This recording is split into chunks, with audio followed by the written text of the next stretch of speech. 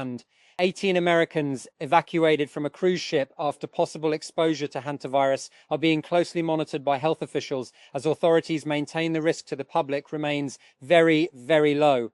Officials say one passenger aboard the Dutch vessel MV Hondius has tested positive for the Andes virus, a rare type of hantavirus, while another is showing mild symptoms.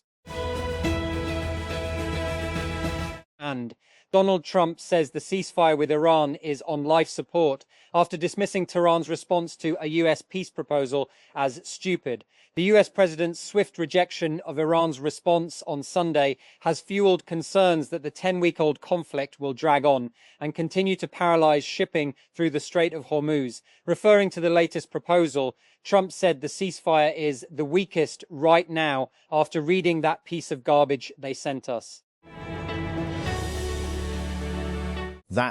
It's about time that the microdrama trend has gone mainstream. As microdrama apps like Reel Short and Drama Box quietly rake in billions, Peacock announced on Monday that it's launching 2 unscripted Bravo microdramas, which will stream on its app. These are vertical video series with episodes around 60 to 90 seconds, are designed for a quick TikTok-like viewing experience. 5-year-old European military drone startup Helsing is reportedly close to raising a new $1.2 billion round at about an $18 billion valuation. The round is expected to be led by Dragoneer and co-led by existing Helsing investor Lightspeed. The Financial Times reported. Helsing last raised just under a year ago in June 2025 in a deal that was led by billionaire Spotify founder Daniel Ek. That was a $600 million investment at an estimated $12 billion valuation, $14 billion USD. So this new round is a step up. And acting on the directives of Director General LDA Tahir Farouk, the Lahore Development Authority's LDA Town Planning Wing intensified commercial buildings in LDA-controlled areas across the city. During multiple enforcement operations conducted in various localities, LDA teams sealed a total of 203 properties over illegal commercial use and non-payment of commercialization fees.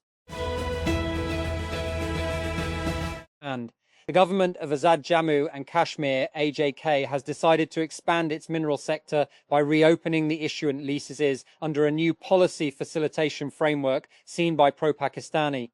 The move follows a key decision of the AJK cabinet aimed at unlocking the region's mineral potential and promoting export-oriented mining projects. And President Donald Trump on Monday said the ceasefire in the Middle East war was on life support, rejecting Iran's latest counter-offer, which it said had included demands for the release of frozen assets and the end of a US blockade. The president's reaction to Iran's position, itself a response to a US proposal, sent oil prices soaring and dashed hopes that a deal could be quickly negotiated to reopen the Strait of Hormuz to commercial shipping. The walls of the medical room are charred black and the door appears to have melted half away in the flames. 10 days after an apparent petrol bomb was hurled through the synagogue window in the middle of the night, the smell of smoke still catches in the back of the throat. When Rabbi Yehuda Black returned the morning after the attack on what he calls his gem of a synagogue, with its wall of stained glass windows and a ceiling carved with stars of David, he said he was overwhelmed with emotion. Israeli strikes in southern Lebanon have killed at least 4 people and wounded 8 others, according to Lebanese media. The state national news agency, NNA, reported injuries to 2 medics as they rushed to offer aid to victims of the latest attacks by the Israeli military in violation of the official ceasefire. Dig is back from the dead. Again, just months after launching, the reboot of Kevin Rose's once popular link-sharing site shut down in March as the company shifted course. Originally redesigned as a competitor to the massive community forum site Reddit, the new Dig found that it wasn't able to effectively manage the bot traffic invading its platform and hadn't differentiated itself enough from the competition to make an impact. And Naveed Ahmed on Monday sealed an ice cream factory located on Hangu Road over violations of hygiene and food safety regulations during an inspection carried out on the directives of Deputy Commissioner Mohammed Nawaz. And Leading an inspection team, the assistant commissioner raided the production unit, where officials found the use of substandard ingredients and poor sanitary conditions in the manufacturing area. And the inspection was conducted as part of the district administration's ongoing campaign against unhygienic food production units.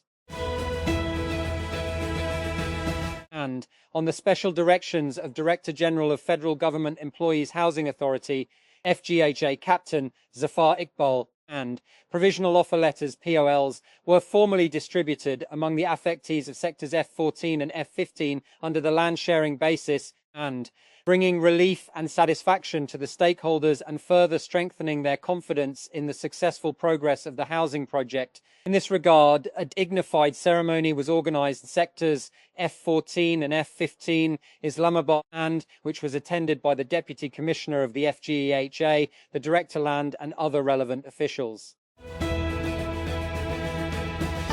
And the Islamabad Electric Supply Company, ESCO, on Monday issued a power suspension program for Tuesday in various areas of its region due to necessary maintenance and routine development work. According to an ESCO spokesperson, and power supply in areas falling under Islamabad Circle would remain suspended from 7 a.m. to 11 a.m. from Kanadak, Burma, Wahidabad, Reman Enclave, Kana East, Kana Chukadir Road, Al Noor Colony, Sharifabad, Gori Garden, and Skimai, Garialai 848, Markaz CCC2 and Fazaya feeders.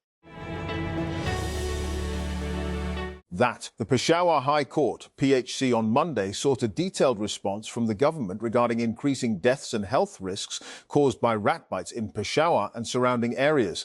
The case was heard by a two-member bench comprising Justice Waqar Ahmad and Justice Babar Sattar during proceedings on a public interest petition related to public health concerns. And enforcement teams of Punjab Food Authority, on the direction of PFA Director General Syed Musa Raza, carried out operations on Raiwind Road, Data Ganj Baksh Town and Paragon City. During the crackdown, a famous Nihari outlet, a fast food restaurant and a confectionery unit were sealed, while fines amounting to 50,000 were imposed on 3 food businesses over violations of food safety laws. That Islamabad. More than 2 years after the general elections of February 2024, election tribunals across Pakistan have yet to dispose of nearly a third of election petitions.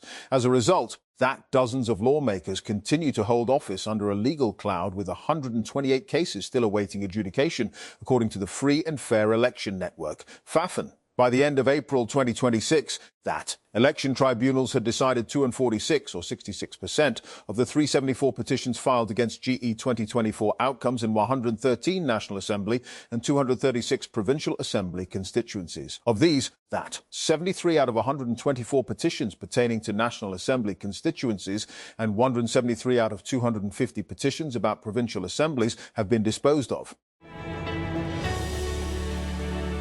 And Islamabad. Senators on Monday decried the latest hike in petroleum prices and costly energy, accusing the government of economic oppression and calling for an exit from the International Monetary Fund, IMF, program. PTI's parliamentary leader in the Senate, Barrister Syed Ali Zafar, termed the fresh hike in petroleum prices a petrol bomb and economic oppression against the public, regretting the Rs 117.5 per litre levy.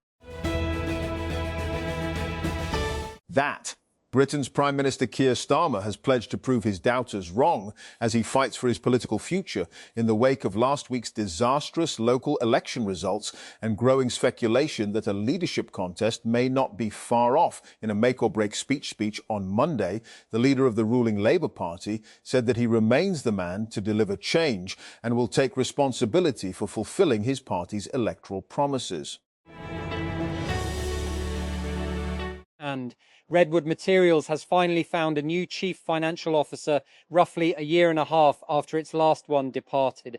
He's a familiar face to the former Tesla executives running the battery recycling and energy storage company. On Monday, and Redwood Materials said it has hired former Tesla finance chief Deepak Ahuja as its new CFO. Ahuja joins an executive team that includes Tesla's former CTO, J.B. Straubel, and Redwood's founder and CEO, and former Tesla powertrain vice president Colin Campbell, Redwood's CTO, among a number of other Tesla expats throughout the ranks. Most recently, Ahuja was chief finance and business officer at drone company Zipline.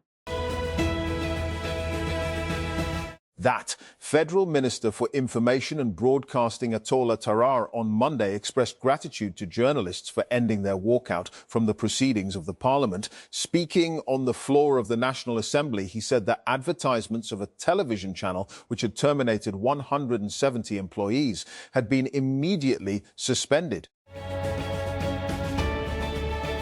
And the upcoming Oppo Find X10 Pro Max has appeared in a new leak revealing details about its cameras, display and chipset. According to Tipster Digital Chat Station, the Find X10 series is expected to launch in China in October and may include the Find X10, Find X10 Pro and Find X10 Pro Max.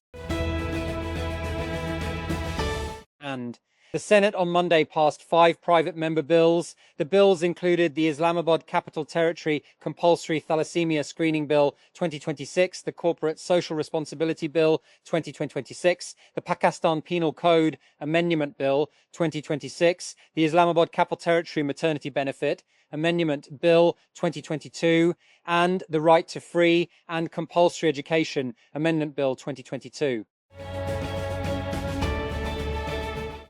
The Board of Directors, Board of Trans Peshawar, has approved starting new feeder bus routes on Ring Road, Dilzak Road and Khyber Road, that as well as the operation of additional buses on the main Bus Rapid Transit BRT corridor to reduce the waiting time of the commuters. The approval was given during the 46th meeting of the Board of Directors of Trans held at the Planning and Development Department, Khyber Pakhtunkhwa. The meeting was chaired by the Additional Chief Secretary, Planning and Development, Islam Zeb. All the board members attended the meeting.